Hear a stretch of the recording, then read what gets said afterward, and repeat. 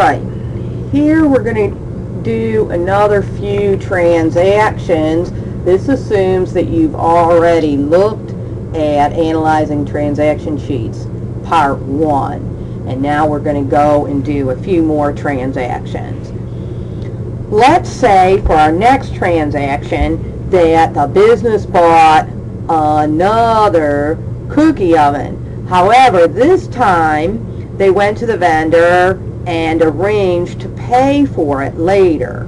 That means that they purchased the cookie oven on account, on credit. They're going to receive the cookie oven right now, but they are going to pay for it later. They're going to owe out to the vendor today and have to pay later. So what is the business receiving here? Well, the business is receiving, again, just like last time, a cookie oven.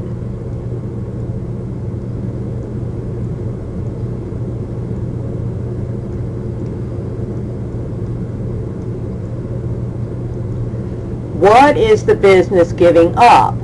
When we owe out for something, that is an obligation we're taking on our shoulders. It's a heavy obligation. If you go ahead and purchase a car and you're going to make payments on it, that means that you're taking on that obligation. You know that you're going to have to make those payments instead of use that money for doing fun things.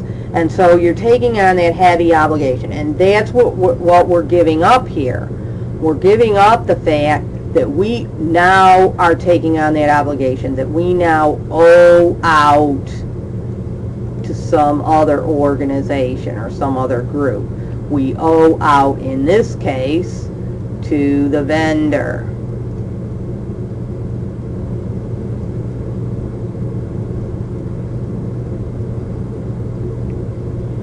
Right?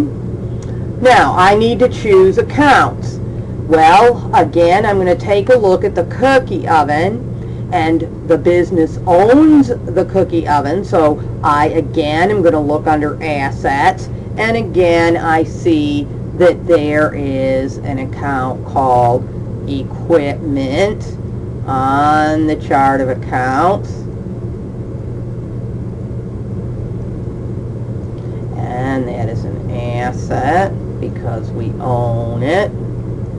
Okay, now I need to find an account for the give up, the owe out to vendor. Well, this is a key word here for liabilities, owe out. And so knowing that my key word is up there, that's going to tell me right there, oh, this is a liability account. I'm going to look on my chart of accounts under liabilities. And when I look there, I see that there is a liability called accounts payable. Means I'm going to pay in the future, means that today I owe out to a vendor.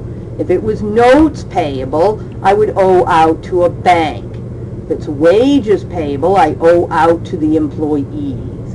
If it's payroll taxes payable, I owe out to the IRS.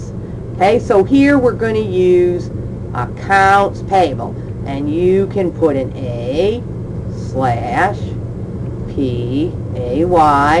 to stand for accounts payable, and that is a liability. We have to put the name of the account from the chart of accounts, and then we have to put what kind of account is this: asset, liabilities, owner's equity. Okay, and so here we are receiving equipment and giving up accounts payable as far as the accounts that we're going to use. Now we have to go down to question 3, how's the equation affected? And we're going to take a look at the increase and decrease. And remember that you have to look up here when you're asking increases and decreases, but you're going to put your answer down in question number 2. So I look up at cookie oven and I say, do we have more or less cookie oven than we did 5 minutes ago? Well, we have more cookie oven. 5 minutes ago we had 1 cookie oven that we had purchased with cash, and now we have 2 cookie ovens. So we have more cookie ovens than we had 5 minutes ago. Then I look up and say, do we owe out more or less to the vendor than we did 5 minutes ago? 5 minutes ago I didn't owe anything to any vendor, and now we owe out to the vendor, and so we owe more than we did 5 minutes ago. Okay? So now I can go down to my transaction, and I have a plus under asset, and I have a plus under liabilities, and plus equals plus. So my equation balances.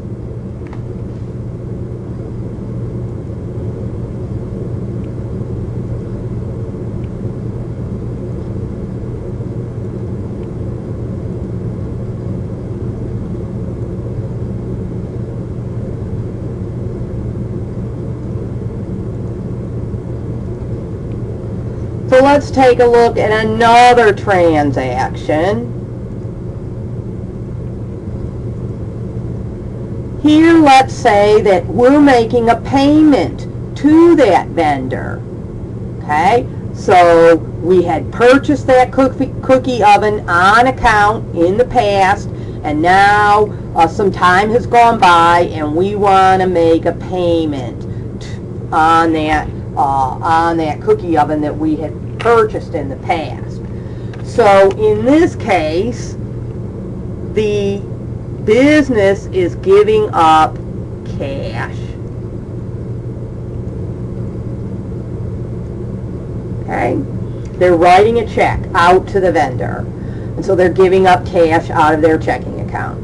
What is the business receiving? Well, when you make a payment on your car, every time you make a payment, what's happening is that that load that you took on your shoulders is being lightened up and being lightened up and being lightened up. Every payment you make, you owe less for that car, and the car is more yours. And when you finally make that last payment and the car is totally yours, and of course hopefully it's still running at that time, you're all excited and all your friends get together and you go and celebrate that you've now made your last payment. It's a great feeling. Okay? And so the same thing here. What the business is receiving is not another cookie oven. This question is saying what happened today. We did not receive another cookie oven. Okay, we're paying on the cookie oven, but that cookie oven we received in the past. What did we receive today?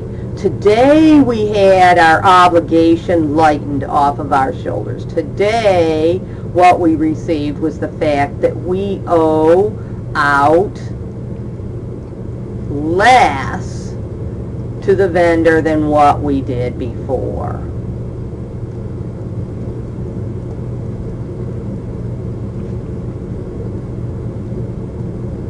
And that's what we're receiving in exchange for our payment.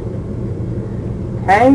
Now I have to look up accounts. So I'm going to look up cash, and of course cash is something the business owns, so I look up in the asset section and I see that there is an account called cash, and it is an asset.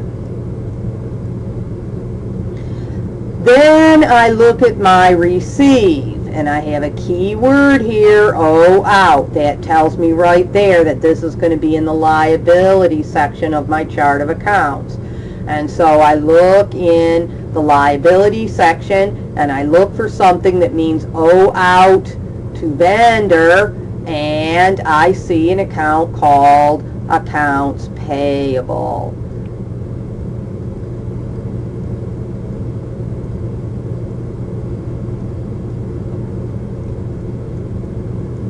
And that is a liability.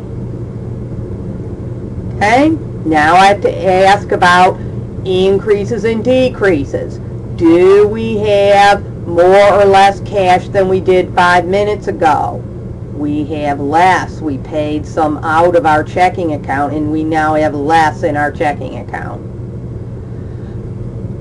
Do we owe out more or less to the vendor than we did 5 minutes ago? Well, we said it right here. We owe out less to the vendor than 5 minutes ago. And so I'm going to put a minus there as well. Now I can go down to my transactions. I have a minus under assets and a minus under liabilities. And minus equals minus, so my transactions balances.